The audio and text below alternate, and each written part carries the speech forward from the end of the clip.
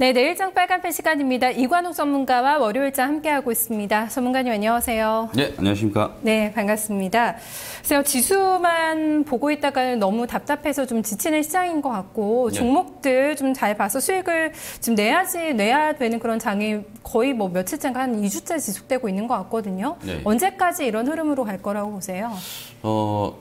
사실 그 2주라고 보기에는 조금 짧고요.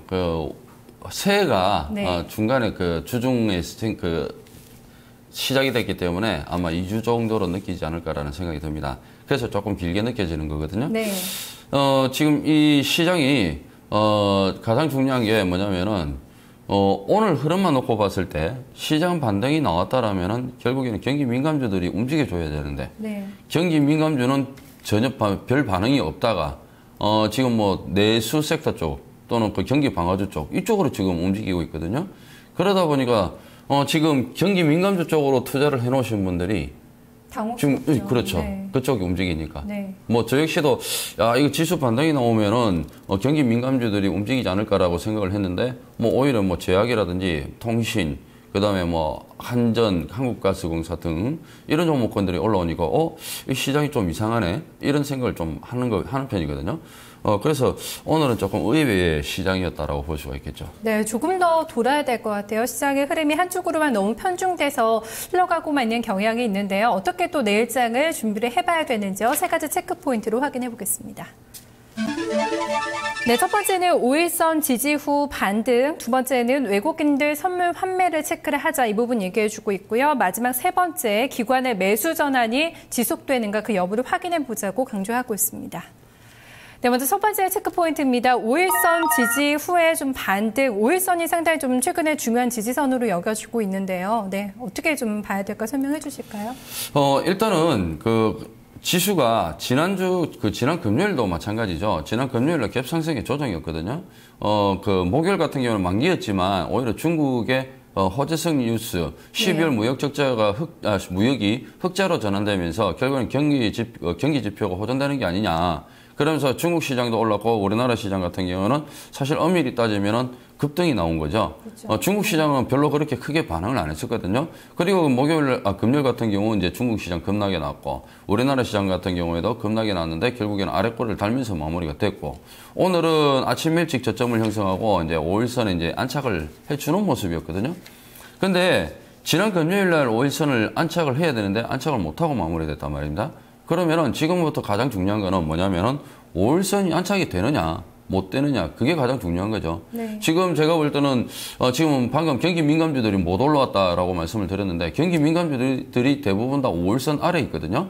최근에 이제 강했던 낙폭과대 반등주들 최근에 강했던 낙폭과대 반등주들 보면은 뭐 증권주 포함해서 그다음에 뭐 화학주들 그리고 이제 뭐 건설 그다음에 조선 등등 다양한 섹터들이 있는데 지금 이제 오늘 같은 경우 아래 꼬리 달고 그나마 양봉으로 전환했던 섹터가 이제 증권 섹터, 그렇죠. 그다음에 네. 금융, 이들 섹터 쪽이 있고, 그다음에 건설 같은 경우는 이제 정부 쪽에 이제 푸시를 가하기 시작했죠. 신정부에서. 그러면서 이제 부동산 규제 완화 쪽으로 지금 이슈 때문에 이제 건설주들이 올라온 거고요. 그런데 화학주라든지 그다음에 조선 쪽의 일부 종목군들은 아직 못 올라오고 있단 말이에요.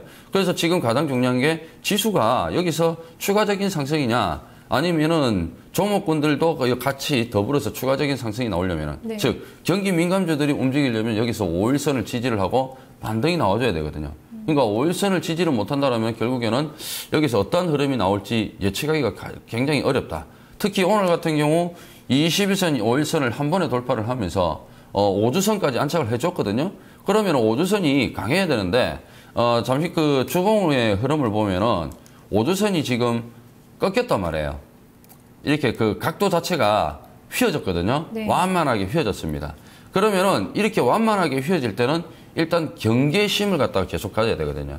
그러니까 직전 고점을 돌파를 못하게 되면은 휘어졌던 이 5일선이 5주선이 바로 이렇게 강하게 이렇게 치지를 못한단 말이에요. 그렇기 때문에 지금 자리에서는 직전 고점 돌파를 못하면은 시장은 무조건 조정 쪽으로 가게 되는 거거든요. 그래서 지금 현재 시점은 내가 매매를 한다고 하더라도 경기심을 가지고 언제든지 단기적으로 대응하시면서 직전 고점 돌파 못하면은 항상 현금을 어느 정도 일부 확보를 한다라는 생각을 가지고 대응을 해야 됩니다. 그래서 지금은 어떻게 보면 우리가 전쟁 상황으로 놓고 본다라면은 경계경보 발령이 계속적으로 진행되면서 해제가 안 되고 있는 상황, 그렇게 보시면 됩니다. 예. 네, 이 라인이 일단은 안정적으로 정착이 돼야지만 또 경기 민감주의 반등을 기대해 볼 수 있다. 이런 시각에서 체크를 해봤습니다. 두 번째 체크 포인트 넘어가겠습니다. 네, 두 번째 체크 포인트는 외국인들의 선물 환매를 체크하자 이 부분입니다. 저 지난주에는 옵션 만기 때는 좀 잠잠했는데 그 다음날 좀 후폭풍이 있었고요. 외국인들 선물 중요하게 좀 체크해봐야 되는 이유 먼저 좀 설명 들어볼게요. 그렇죠. 외국인들이 네. 지금 현물은 매도를 안 하고 있죠. 오늘 이제 네. 963억을 매도를 했는데, 예, 네. 장중에 1,600억 이상을 갖다가 매도를 했다가 1,611억 정도를 매도를 했다가 마지막에 종가상에 어느 정도 한 700억 정도를 갖다가 다시 매수를 해줬단 말이에요. 네. 그렇다면은 현물에 대한 그 매도 적극성은 없습니다. 지난번에도 제가 말씀을 드렸지만 외국인들은 현물 가지고 그 수익성을 위한 그런 매수는 아니다. 다만 외국인들은 그 배당이 아깝기 때문에 사실 그 외국인들은 몇 조를 투자를 하지 않습니까? 몇 조 투자를 하면은 몇백억이 그냥 생기는 거예요. 이 몇백억이라는 돈이 사실 말이 몇백억이지 굉장히 큰 돈이거든요. 그렇기 때문에 투자금 대비 뭐 배당 금액 자체는 작을지 모르겠지만 이들은 그걸 노리고 들어온 거기 때문에 결국엔 수익률 제고가 아니거든요. 그래서 현물 쪽에서 적극적으로 매도를 안 하고 있다라는 점. 현물 쪽에서 매도를 안 하고 1월 7일 날 선물 주문 실수가 있었죠. 네. 선물 주문 실수가 있었는데 그 다음날 바로 손절 처리를 하면서 매도 계약수가 14,650계약이었거든요.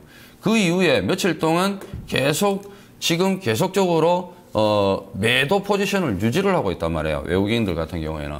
그렇기 때문에 지난 12월 쿼드러플 위칭 이후에 다시 그 매도로 돌아선 그런 흐름이기 때문에 지금 잠시 만기에 매수로 돌아섰다가 다시 매도로 돌아선 그런 흐름이기 때문에 결국에는 외국인들은 현물보다는 선물로서 지금 조절을 하고 있거든요. 시장 조절을. 네.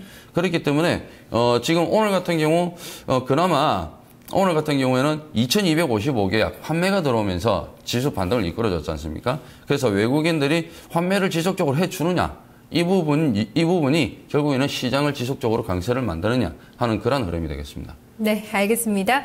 마지막 체크 포인트 넘어가겠습니다. 역시 수급적인 부분을 언급을 해주고 있는데요. 오늘 기관이 닷새 만에 유가증권시장에서 매수 우위로 전환이 됐습니다. 지속될지 여부 체크해보자 얘기해주고 있는데요. 이 안에서 보면 연계금은 사흘째 매수를 하고 있고 오늘 그 강도가 상당히 커졌거든요. 투신권이 안 움직이는 거 이것도 좀 봐야 되지 않을까 싶어요. 네. 사실 그 시장에서 가장 문제는 투신권이죠. 예, 투신권에서 이제 계속적으로 시장 어느 정도 상승 흐름을 계속 제한적으로 두지 않습니까? 네. 그게 뭐 딱히 특별한 이유가 뭔지 저도 알 수가 없는데 아무래도 이제 조금 펀드 쪽에 문제가 아닐까. 네. 예. 펀드 수익률. 예. 네. 이 부분 문제가 아닐까라는 생각이 들거든요. 그래서 지금 며칠 만에 그나마 다행히 오늘 같은 경우 금융투자거나 금융투자 쪽하고 연기금 쪽에서 방어적인 그런 움직임을 보여줬단 말이죠. 네. 현물 쪽에서. 모처럼 만에 기관들이 매수로 전환됐다라는 점. 즉 코스닥 시장이 조정을 보이기 시작하면서 그 자금이 거래소 쪽으로 지금 이동하고 있다라는 겁니다. 문제는. 네. 그럼 코스닥은 지금 조정권으로 진입을 하게 되는 거고, 그 다음에 거래소 시장 같은 경우는 이제부터, 지금 경기 민감주만 너무 신경을 쓰지 말고 전반적으로 수익률 게임. 그러니까 큰 수익률 게임이 아니라 단기 수익률 게임에 지금 이제 돌입을 했다라고 봐야 되는 거거든요. 그래서 제가 시장이 이제 5일선 지지하면은 또 추가적인 상승을 말씀드리는 게 그 이유에서이고, 네. 그다음 코스닥 시장 같은 경우 오늘 외국인과 기관이 양쪽으로 동시 순매도를 보이는 그런 모습이지 않습니까? 그러니까 코스닥 쪽에는 판단 말이죠.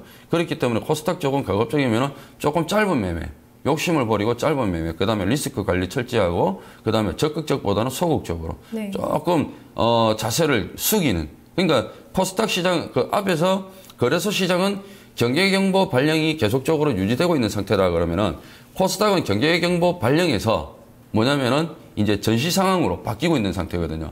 그렇기 때문에 코스닥 같은 경우는 위험 관리를 철저하게 해야 되죠. 만약에 큰 폭탄이 떨어진다라면은 피해야 되는 그런 상황입니다. 그래서 코스닥은 조금 조심할 필요성이 있다라고 말씀을 드리겠습니다. 네, 이렇게 되면 일단 좀 내일장 전략에 있어서는 이 거래소 위주로 해서 좀 전략을 짜주시지 않을까 싶은데요. 내수주 순환매를 계속해서 타야 되는 건지 지금 앞에서도 5일선이 이제 안착이 되면은 경기 민감주 반등도 나올 수 있다고 이렇게 예상해 주셨는데 이쪽으로 좀 먼저 가서 기다리고 있어야 되는 건지 어떤 쪽이 유리할까요? 일단 그 유망 업종 같은 경우는 내일 이제 지수가 어떤 상황으로 바뀌느냐가 되겠지만, 지수 조정 시 가격 조정 마무리된 종목이 있죠.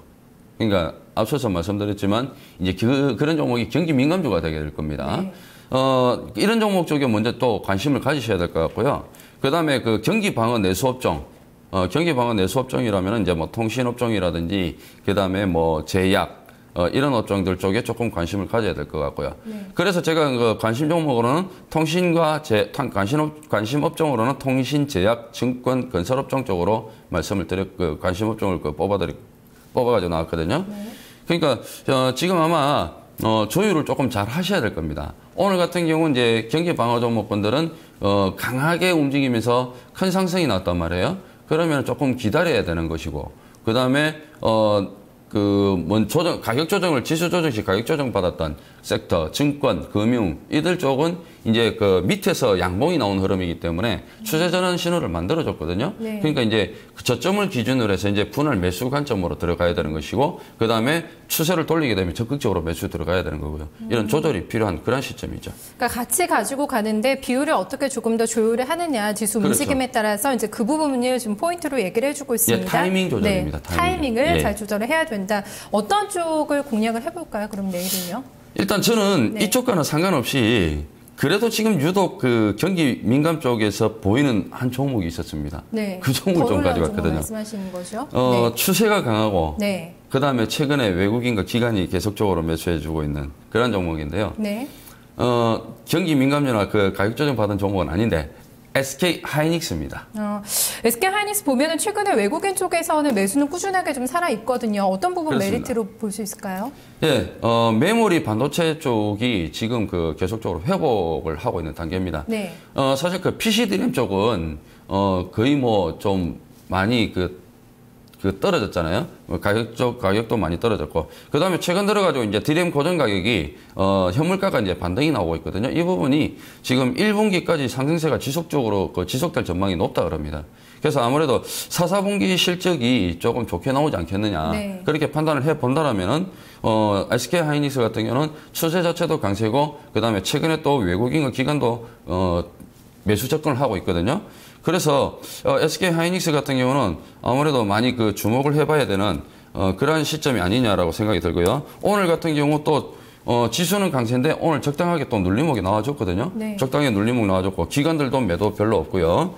가격대를 말씀을 드린다면은 매수가는 26,500원 선 정도. 오늘 마무리가 26,950원이니까 조금 기다리셨다가 26,500원 정도 선에서 잡으시면 될 것 같고요.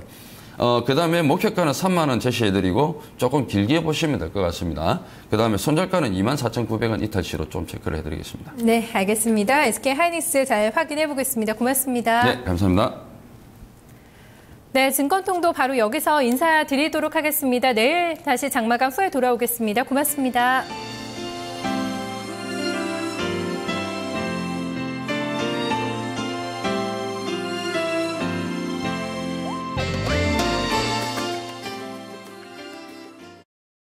아직도 신용